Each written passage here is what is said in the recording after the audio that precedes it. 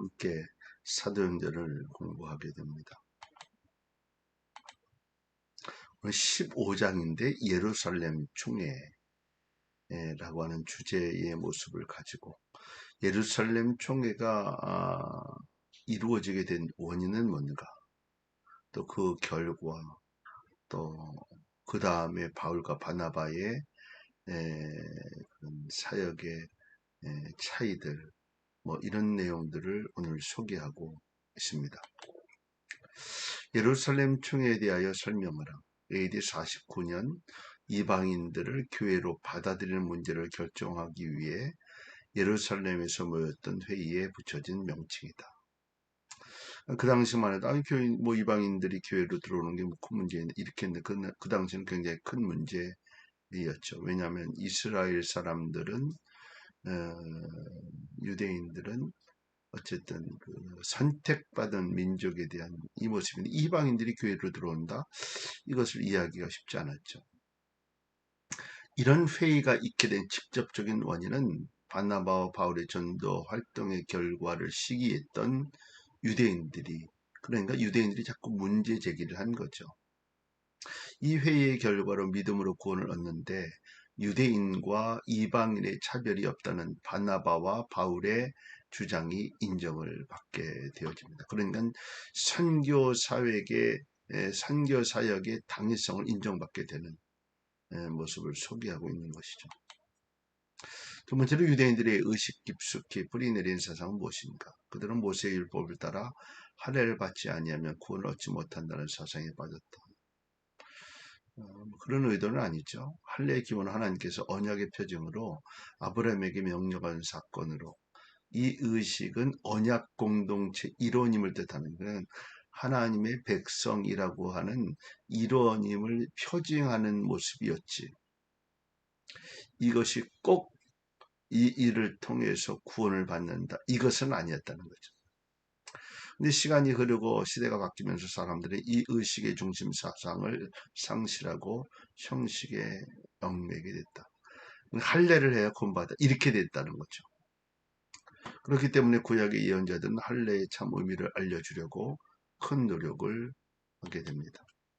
바울도 할례 사상을 지적할 때 하나님의 약속은 할례 때문이 아니라 하나님의 약속의 신실성을 믿는 아브라함이 갖고 있었던 믿음 때문이었다라고 이야기합니다. 결국 유대인들이 이 세상을 이해하지 못했기 때문에 이방인들도 할례를 받아야 한다고 주장했는데 그리하여 심지어 할례당도 조직이 됩니다. 종교란 본래 내적으로 충실해야 하는데 그렇지 못할 경우 많은 사상적 혼란과 교회의 부패가 일어나게 될 수밖에 없다. 이런 현상은 오늘 아래도 마찬가지인데요. 교회에서 지나치게 외적인 것을 중요시함으로 주께서 근본적으로 원하시는 문제들을 간과하게 되는 수가 많다는 겁니다. 세 번째로 유대인들의 주장을 듣게 된 바울과 바나바는 어떤 태도를 보이는가?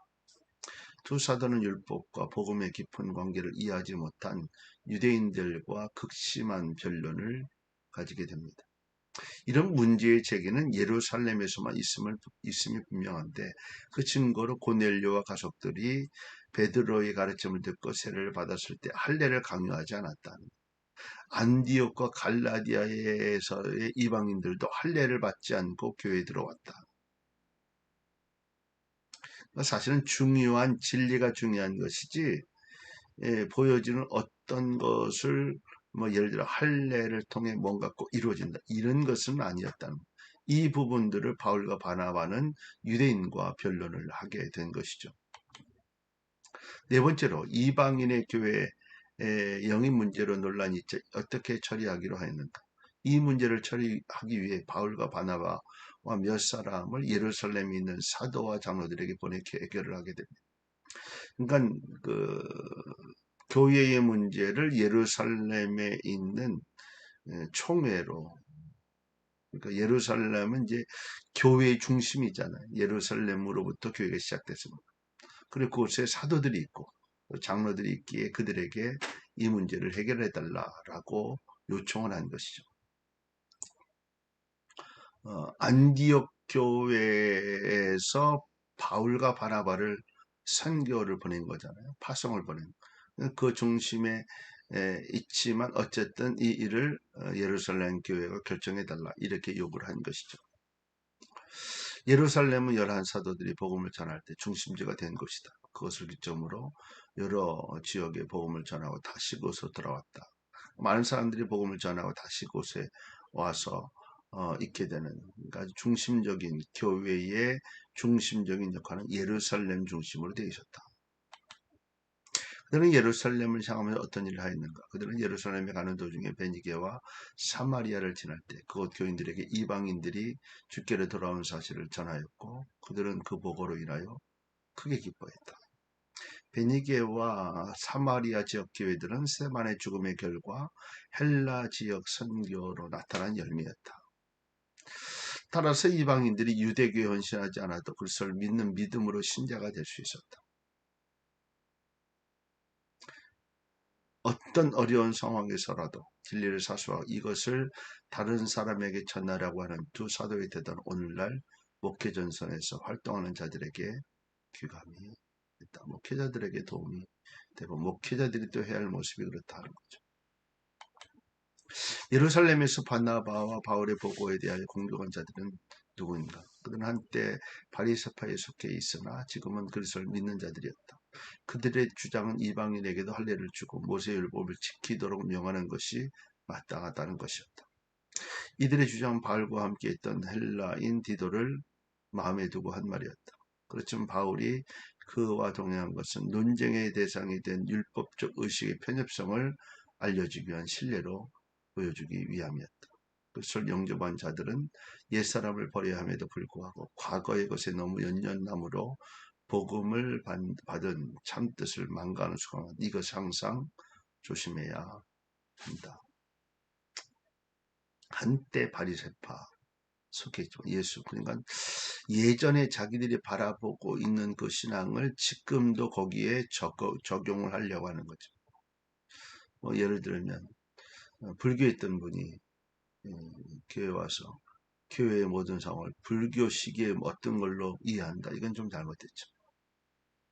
그들이 유대교에 있으면서 예수 그리스도를 믿고 교회에 왔는데 그 일을 그런 식의 형식으로 가지고 있다. 이건 잘못됐다. 일곱 번째, 예루살렘에서 변란이 있을 때 결정적인 발언을 한 사람은 누구인가? 그는 베드로였다.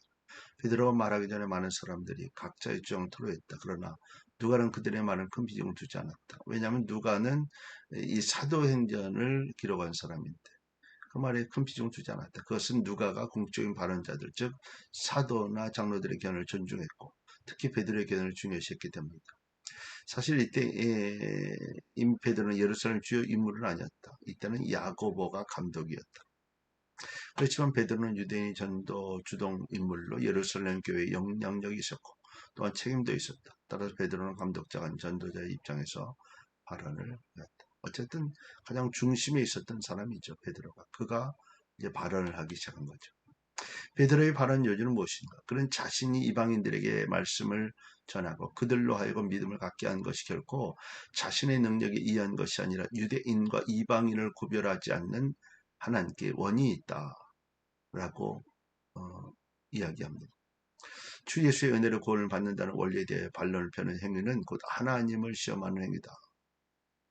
결국 이와 같은 발언은 이방인들에게 접근하여 복음을 전한 바울의 일이 결코 하나님의 뜻에 위배된 것이 아니라는 긍정적 발언이었다. 그러니까 유대인이나 이방이나 구별하지 않고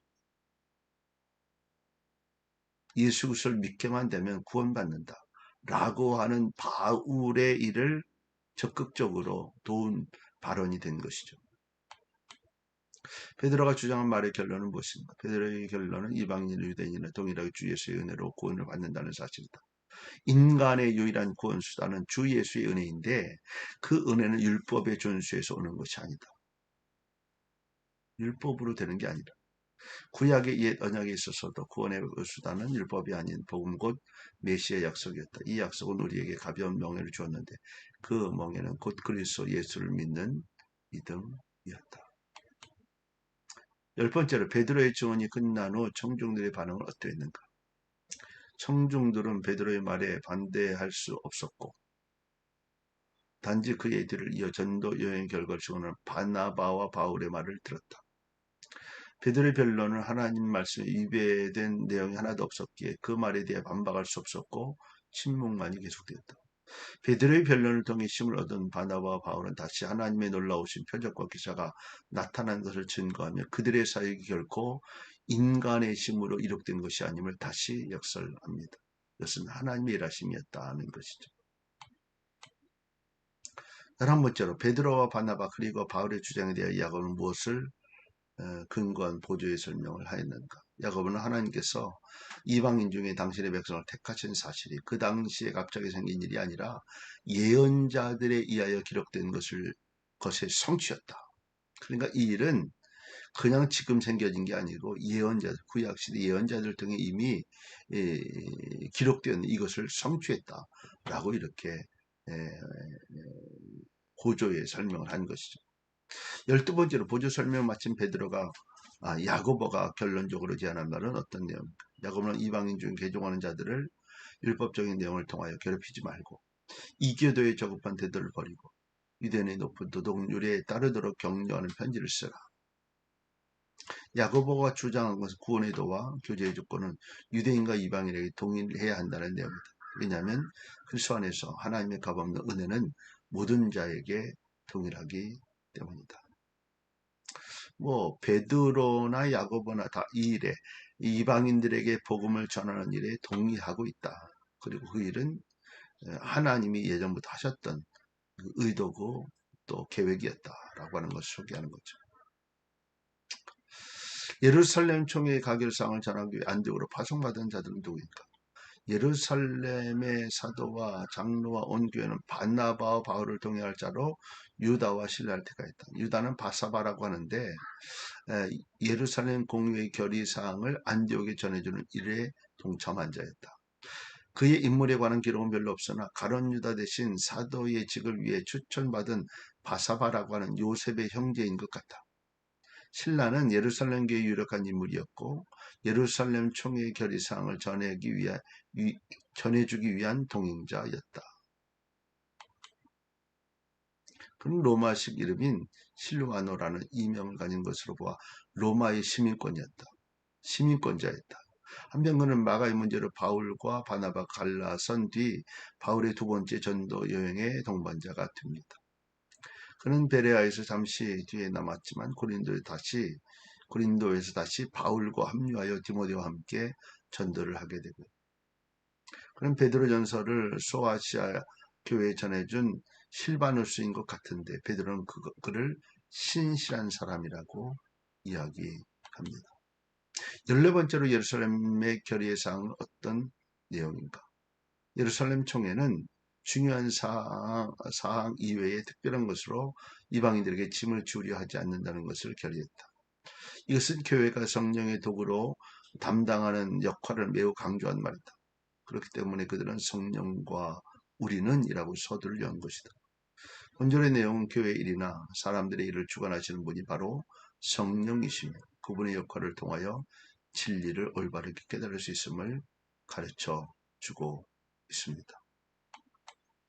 15번째로 성령의 인도를 따라 결정된 사항은 이방인 신자에게 어떤 영향을 주었는가? 그 소식을 전해받은 안디옥 교회 성도들은 기쁨을 얻었다. 그 소식뿐 아니라 동행한 자들의 사역은 성도들의 큰 위안을 주었다. 인간의 이성이나 전통에 따르지 않고 성령의 도심 가운데 결정된 사항은 이처럼 심령을 부드럽게 하며 은혜로운 결과를 만든다. 그러니까 하나님의 성령의 일하심의 역사는 모든 것이 은혜로운 결과를 가져오게 된다라고 하는 것입니다. 16번째로 바울은 바나바에게 무엇을 제안하였는가? 수일 후에 바울은 바나바에게 1차 여행 시 복음을 전했던 각성을 방문하여 그들을 돌아보자고 제안한 이것이 바로 2차 전도 여행을 제안한 것이죠. 17번째로 바나바와 바울이 무엇 때문에 의견 차이를 보입니까? 1차 전도 여행을 했던 지역의 교회를 다시 돌아보는데 의견은 일치했지만 바나바에 생기는 마가 요한과 다시 동행하는 문제로 인하여 의견 차이가 있었다. 바나바는 마가와 다시 동행을 원했지만 1차 여행 시 밤빌리아에서 스스로 돌아간 행위 때문에 바울은 이 일을 허락하지 않았다. 바울은 밤빌리아에서 귀하는 마가 행동을 정당화시킬 수 없다고 생각했고, 그러나 바나바는 그의 유순한 성격도 있겠지만 그의 사촌의 자질을 키워주기 위한 보살핌이 필요하다고 느꼈던 것이다. 두 사도의 의견차는 어떤 결과를 가져왔는가? 그 의견차는 함께 일하던 동역자의 사이를 갈라놓는 결국은 1차 전도 여행을 떠나서 2차 전도 여행 때는 갈라지게 되는. 바나바는 마가와 함께 구브로를 떠났고 바울은 새 동역자로 신라를 택하여 수리아와 길리기아로 다니며 각 교회를 검열하며 굳센 믿음을 갖도록 격려했다. 바울이 동역자로 신라를 택한 것은 그의 능력과 자질을 인정했기 때문이다라고 하는 것. 먼저 신라가 예루살렘 교인이라는 점과 또한 로마의 시민이었다는 것이 큰 동기가, 이방인들에게 복음을 전해야 하는 것이기 때문에 로마 시민권을 가지고 이건 굉장히 중요한 일이죠. 그 유익은 신라가 예루살렘 교회 지도였기 때문에 다른 지역에서 예루살렘 총회 결정 권위 있게 전할 수 있다. 총회가 결정한 것을 전하는데 이게 신빙성이 있냐 없냐 뭐 이런 것들을 이야기하면 그 예루살렘 교회의 지도자였다는 것이 중요한 의미를 가지고 있죠. 두 번째는 빌립보 감옥에서 로마의 시민이었기에 난고를 극복할 수 있었음을 볼 때 알 수 있다. 어쨌든 로마 시민권들은 혜택이 있었습니다. 지금 미국의 시민권자들이 그렇듯이. 그뿐 아니라 신라는 선지자였고 헬라어를 잘하며 서기관으로서도 매우 유능한 사람이었던 듯하다. 하나님께서는 이런 일을 통하여 선한 목적을 이루셨는데 나누어진 사람들 각자를 통하여 당신의 목적을 성취하셨다. 갈라지는 것이 꼭 문제다. 이런 부분의 모습보다는 또 그 일로 인하여 또 하나님의 일은 성취됐다라고 하는. 오늘은 여기까지 합니다. 오늘 승리하는 한 날 되실 수 있기를 주님의 이름으로 축복합니다.